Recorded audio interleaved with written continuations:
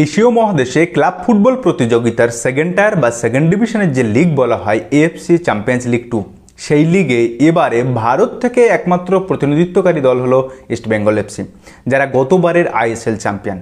তবে এই যে গ্রুপ ডিতে ইস্টবেঙ্গলের সঙ্গে বাকি যে তিনটি দল আছে, জর্ডনের আল হুসেন, ইরাকের আল সোরতা এবং ওমানের আল সিব, তো এই তিনটে দলের মধ্য থেকে ইস্টবেঙ্গলের জন্য সব থেকে টাফেস্ট প্রতিপক্ষ কারা হতে যাচ্ছে, কিংবা এই গ্রুপ থেকে পরবর্তী রাউন্ডে যেতে গেলে ইস্টবেঙ্গলের সেই সম্ভাবনা কতটুকু, এই সব বিষয় নিয়ে আজকের এই ভিডিওতে আলোচনা করব। নমস্কার, আমি প্রদীপ, অনুভবের সফর চ্যানেলে আপনাদের সকলকে স্বাগত। আর যারা এখনও আমাদের চ্যানেলে নতুন, তারা অবশ্যই চ্যানেলটি সাবস্ক্রাইব করে আমাদের পাশে থাকবেন। তো চলুন দেরি না করে শুরু করা যাক। প্রথমে আসি জর্ডনের আল হুসেন এসসির কথায়। 46 কোটি 80 লক্ষ টাকার মার্কেট ভ্যালুর এই ক্লাবটি জর্ডনের ডোমেস্টিক সিজনে বিগত 3 বছরের টানা চ্যাম্পিয়ন হয়েছে। এবং যদি আমরা তাদের পরিসংখ্যানটা দেখি, তবে সেখানে কিন্তু চমকপ্রদ সাফল্য এই আল হুসেন এফসির। সেখানে 2023-24 মরশুমে তারা 22 ম্যাচে 59 পয়েন্ট নিয়ে চ্যাম্পিয়ন হয়েছে, যেখানে মাত্র একটা ম্যাচ হেরেছে। 2024-25 মরশুমে 22 ম্যাচে 53 পয়েন্ট নিয়ে চ্যাম্পিয়ন হয়েছে, সেখানেও মাত্র একটি ম্যাচ হেরেছিল। আর লাস্ট সিজনে অর্থাৎ 25-26-এ সেখানে যদি দেখা যায়, তবে তারা 27 ম্যাচে 62 পয়েন্ট পেয়েছে এবং মাত্র 3টে ম্যাচ হেরেছে। আর যদি এই এসিএল 2 অর্থাৎ এএফসি চ্যাম্পিয়ন্স লিগ 2 যদি দেখি, তবে এটা এই নতুন সিজন 2026-27 ধরলে তাদের এই নিয়ে টানা তৃতীয়বার তারা খেলছে, অর্থাৎ 2024-25 মরশুম থেকে তারা কিন্তু এই এসিএল 2 খেলছে। এবং এই এসিএল 2তে যদি তাদের বেস্ট পারফরমেন্স আমি বলি, তবে সেটা হচ্ছে 2024-25 মরশুমে তারা কিন্তু রাউন্ড অফ 16 পর্যন্ত গেছিল, এবং লাস্ট সিজন অর্থাৎ 25-26 সিজনে তারা কিন্তু এই বাধাও টপকে কোয়ার্টার ফাইনাল পর্যন্ত গেছিল, যেখানে আল হিলাল সম্ভবত, যদি খুব ভুল না হয়, তাদের কাছে হেরে কিন্তু পরাস্ত হয়। এবং এই সিজনে আমি যদি দেখি টোটাল তাদের যে ম্যাচের সংখ্যা, সেখানে তারা 70টা গোল করেছে, কিন্তু গোল খেয়েছে মাত্র 17টা গোল মাত্র হজম করেছে। ফলে তাদের অ্যাটাক এবং ডিফেন্সের মধ্যে কিন্তু একটা দুর্দান্ত ভারসাম্য আছে। এবং এই আল হুসেন এফসির কথা এসসির কথায় বলা যাচ্ছে যে এরা ঘরের মাঠে প্রচণ্ড শক্তিশালী একটা প্রতিপক্ষ।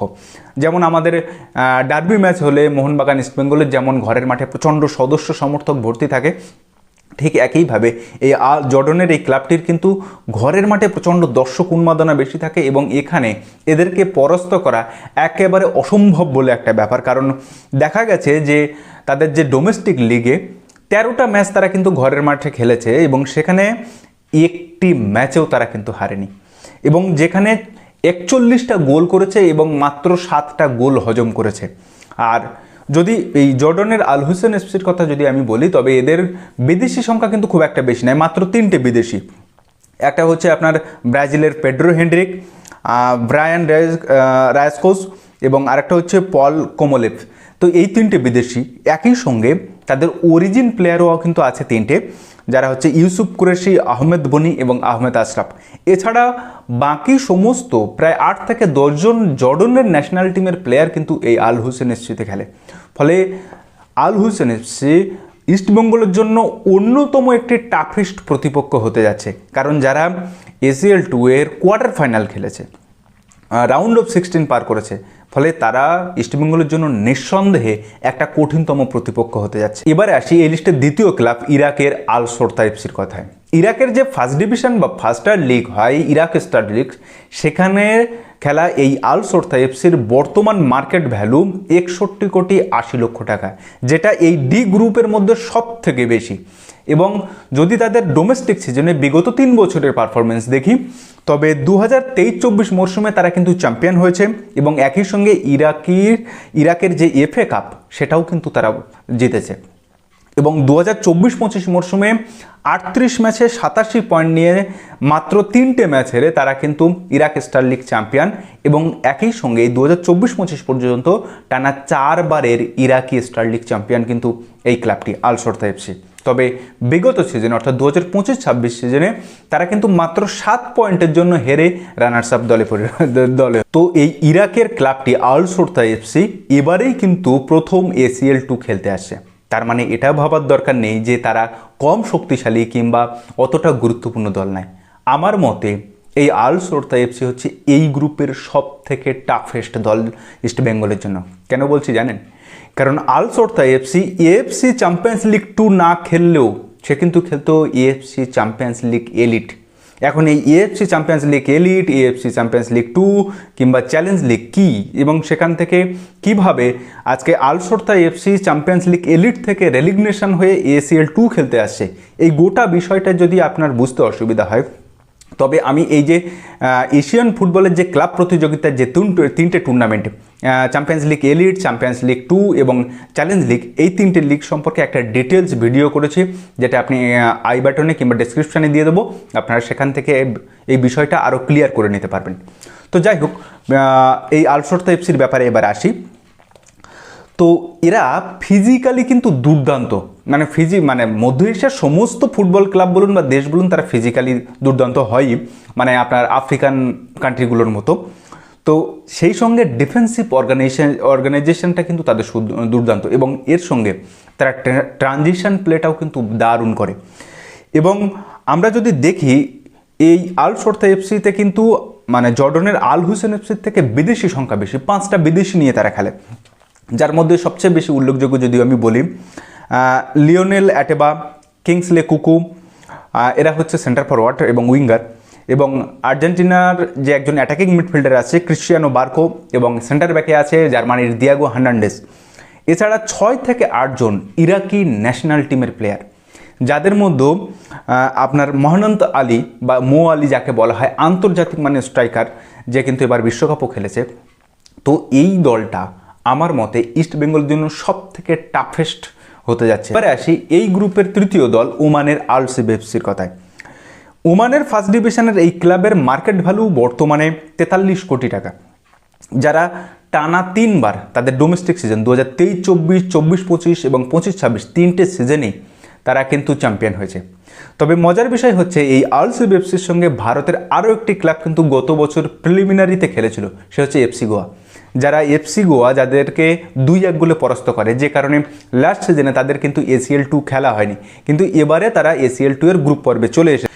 এবং এই আল সিব এফসির যদি আপনি পারফরমেন্স দেখেন এসিএল 2-তে বিগত দুটো সিজনে খুব একটা কিন্তু আহামরি কিছু নয়, কিন্তু তারা 2022 সালে এএফসি কাপ চ্যাম্পিয়নও কিন্তু তারপর থেকে তাদের পারফরমেন্সের গ্রাফটা কিন্তু ক্রমশ নিচের দিকে গেছে। এবং যেহেতু তাদের দলে বিদেশি সংখ্যা প্রচণ্ড কম, সমস্ত এই গ্রুপের যে কটা দল আছে তার মধ্যে সব থেকে কম মাত্র 2টো বিদেশি, একটা হচ্ছে অ্যাক্সেল মে এবং অগাস্টিন। এছাড়া বাকি সবাই ওমানিস ফুটবলার, যার মধ্যে 8 জন তাদের ন্যাশনাল টিমে খেলে। তো আমার ব্যক্তিগতভাবে মনে হয়েছে এই তিনটে দলের মধ্যে, যে তিনটে দল আপনাদেরকে বললাম, জর্ডনের আল হোসেন, ইরাকের আপনার আল শর্তা এবং ওমানের আল সিব, তো এই তিনটে দলের মধ্যে তুলনামূলকভাবে কম শক্তিশালী হচ্ছে আল সিব, যাদেরকে ইস্টবেঙ্গল আশা করলেই হারাতে পারে বলে আমার অন্তত মনে হয়েছে। আর এই ডি গ্রুপের শেষতম দল আমাদের ভারতের ইস্টবেঙ্গলের মার্কেট ভ্যালু এই টোটাল গ্রুপের মধ্যে সব থেকে কম, 34,80,00,000 টাকা মাত্র।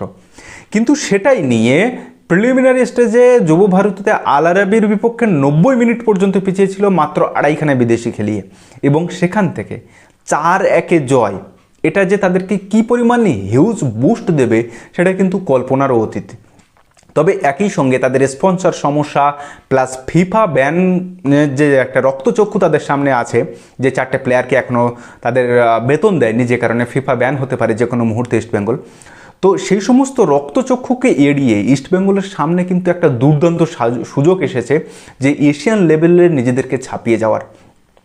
এবং গত সিজনে যখন তারা চ্যাম্পিয়ন হয় সেখানে কিন্তু দুরন্ত পারফরমেন্স করেছে, কিন্তু তাদের বিদেশি স্কোয়াড এবং তাদের কোচিং স্টাফে কিন্তু একটা বড় সড়ো রদবদল হয়েছে।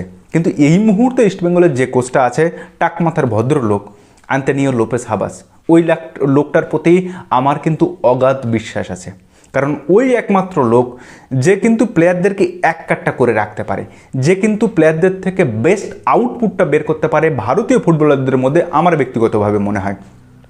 এবং আমার সব থেকে বেশি খুশি লেগেছে যে ডেভিড, যাকে ইস্টবেঙ্গল বসিয়ে বসিয়ে মোর্চে ধরিয়ে দিচ্ছিল, সেই ডেভিডকে কিন্তু আবার নিয়মিত সুযোগ পাচ্ছে এবং ডেভিড গোল করতেও শুরু করেছে। আমরা যে কয়েকজন ফরওয়ার্ড, সেন্টার ফরওয়ার্ড বা স্ট্রাইকার নিয়ে আমরা গর্ব করি বা আমরা ভাবি যে এরা ভবিষ্যতে বাইচুং ভুটিয়া, সুনীল ছেত্রীর লেভেলে যাওয়ার ক্ষমতা রাখে, তাদের মধ্যে কিন্তু এই ডেভিড আছে। ফলে ডেভিড গোল পেতে শুরু করেছে, ম্যাচ পেতে শুরু করেছে, এটা দেখে আমি একজন মোহনবাগান সমর্থক হয়েও কিন্তু ভীষণ খুশি। এখন ইস্টবেঙ্গল এই জায়গা থেকে এইরকম টাফেস্ট একটা প্রতিপক্ষ থেকে কিভাবে নিজেদেরকে বের করে আনে, যেখানে বিদেশি স্কোয়াডের মধ্যে মোহাম্মদ রশিদ তো অলরেডি নিজেকে প্রুভ করেছে, প্রমাণিত করেছে লাস্ট সিজনে, এই সিজনেও এই ম্যাচে আল আরাবি ম্যাচেও কিন্তু সে দেখিয়েছে। কিন্তু মিগুয়েল ফিগুরের জায়গায় আপনার র্যামিরেজ, নতুন সাইনিং র্যামিরেজ, এবং আপনার কেভিন সিভিলির জায়গায় আপনার নাচো, নতুন যে স্টার ডিফেন্ডার সই করলো ইস্টবেঙ্গলে। এবং তার সঙ্গে যদি আমরা দেখি ইন্ডিয়ান যে কোর, আনোয়ার আলী থেকে শুরু করে জয় গুপ্তা, বিপিন সিং, তো এদের যে পিভি বিষ্ণু, এদের যে শক্তিশালী কোর গ্রুপটা আছে তাদেরকেও কিন্তু সমানে সমানে টক্করে দিতে হবে এবং ফাইটটা করতে হবে। এই সুযোগ বারবার আসবে না। তো সেখান থেকে দাঁড়িয়ে ইস্টবেঙ্গল নিজেকে কতটা ছাপিয়ে যেতে পারে সেটা কিন্তু দেখা যাবে আগামী কয়েক মাসের মধ্যে। তো এই বিষয়ে আপনার কি মতামত, এবং এই যে দলগুলো আপনি দেখলেন এর মধ্যে থেকে কি মনে হচ্ছে যে ইস্টবেঙ্গলের সম্ভাবনা কতটুকু? অবশ্যই আপনার গুরুত্বপূর্ণ মন্তব্য ও মতামত কমেন্ট বক্সে জানাবেন। তো যাই হোক, আজকের ভিডিওটা এখানে শেষ করলাম। ভিডিওটা যদি ভালো লাগে তাহলে অবশ্যই আপনার বন্ধুবান্ধব ও চেনা জানা মানুষের মধ্যে শেয়ার করে তাদেরকেও জানার সুযোগ করে দেবেন। তো দেখা হচ্ছে পরের ভিডিওতে, ততদিন ভালো থাকবেন, সুস্থ থাকবেন, আর অবশ্যই নিজের খেয়াল রাখবেন। ধন্যবাদ।